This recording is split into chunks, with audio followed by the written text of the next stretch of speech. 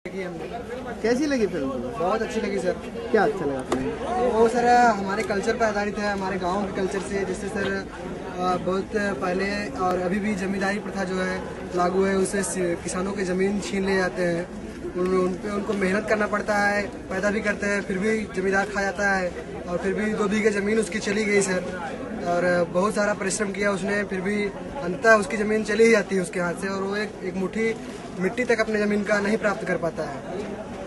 तो उसमें सर हम लोग उससे परिचित हुए सर, उस व्यथा से उसकी। और आधुनिक सिनेमा जो है इन सबको नहीं दिखाता है। प्रतिरोध का सिनेमा में हमको ये देखने को मिली मूवी, वाकई बहुत अच्छी मूवी थी, और शायद यहाँ पर अगर नहीं दिखाई गई थी तो हम लोग उससे वंचित ही रह जाते। हाँ जरूर। कौन सी फिल्म देखी? ये क्या फिल्म की भाई, नाम क्या था इसका? ऑफसाइड। कैसी लगी आपको?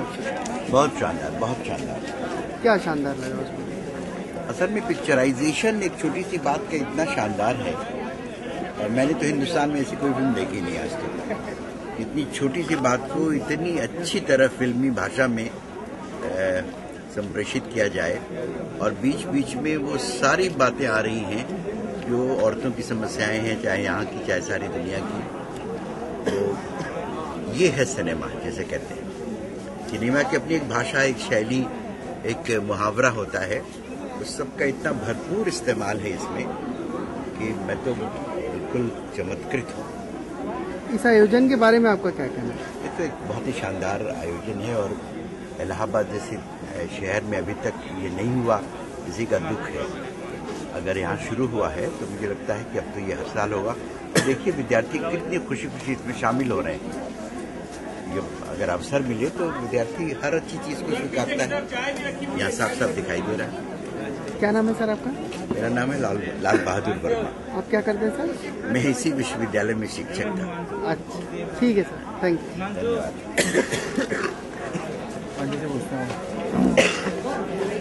फिल्म देखी आपने? जी देखी। कौन सी फिल्म देखी? 2 मूवीज देखी। एक पहले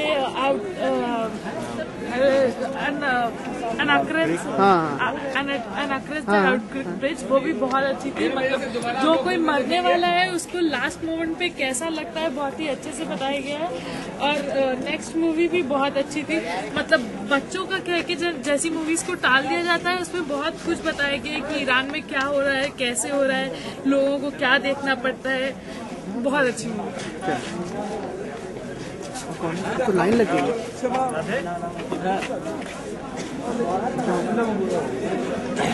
बताइए इस फिल्म के बारे में बताइए। अपना नाम बताइए। मैं नाम है, मैं इसी विश्वविद्यालय में पढ़ता हूँ, मैं प्रीवियस में। इस फिल्म को देखने के बाद मुझे सबसे पहली जो चीज लगी थी, खड़े होकर बोलिए। जिस तरह से ये मुस्लिम कंट्रीज में एक महिलाओं के खिलाफ एक पूरा षड्यंत्र रचा गया है, पारंपरिक षड्यंत्र जो उनके खिलाफ रचा गया है कि उन्हें केवल और केवल 4 दीवारी के अंदर सीमित कर दिया गया।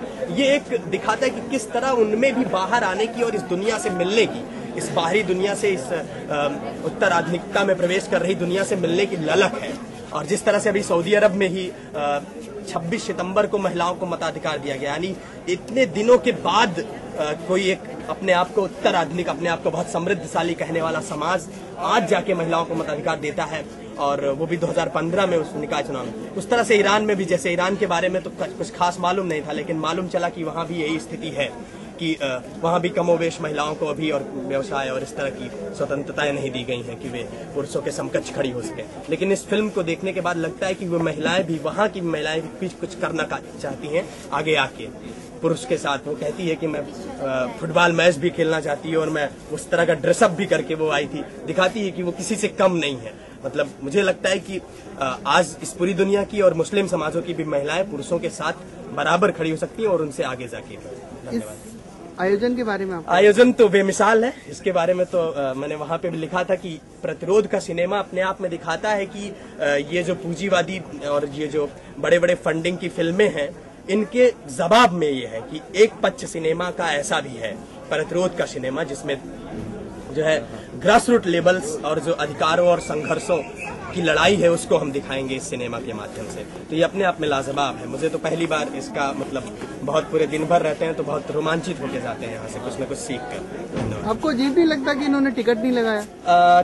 ये हम मुझे अगर जहाँ तक कहती अगर टिकट लगाने तो ये एक प्रकार की बाउंडेशंस होगी, कुछ लोग आएंगे कुछ लोग नहीं आएंगे, लेकिन यहाँ पर सेल्फ फंडिंग है। जब इस सोशल ढंग से, जब हम सामाजिक ढंग से कुछ भी करते हैं तो वो इस तरह से रहे तो बाउंडेशंस नहीं रहेगी। यहाँ पर आते हैं लोग, चले जाते हैं और कुछ देखते हैं, अपने समय से आते हैं, तो ये कुछ ठीक है। मुझे लगता है कि इससे ज्यादातर लोग जुड़ने की कोशिश करेंगे इस फिल्म से। थैंक एक्सक्यूज मी सर, और चंद्रशेखर जी का। हाँ बोलिए। जी, मैं चंद्रशेखर मौर्य। यहाँ पर जो फिल्म दिखाई गई बहुत ही अच्छी रही। और आप यहाँ पे क्या करते हैं यहाँ पे? जी, यहाँ BA पढ़ते हैं, BA पढ़ाई करते हैं। हाँ आप बताइए। तो ये फिल्म जो है बहुत ही अच्छी लगी।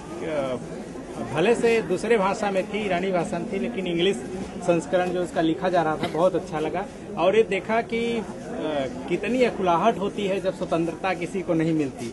वहाँ की स्त्रियों की जो स्वतंत्रता थी उसको देख के लगा कि काश भारत जैसा स्थिति वहाँ भी हो, और भारत में भी जो स्त्रियों का गांव में स्त्रियों को बहुत बांध कर रखा जाता है तो उनको स्वतंत्रता मिले और हर जगह स्वतंत्रता मिले।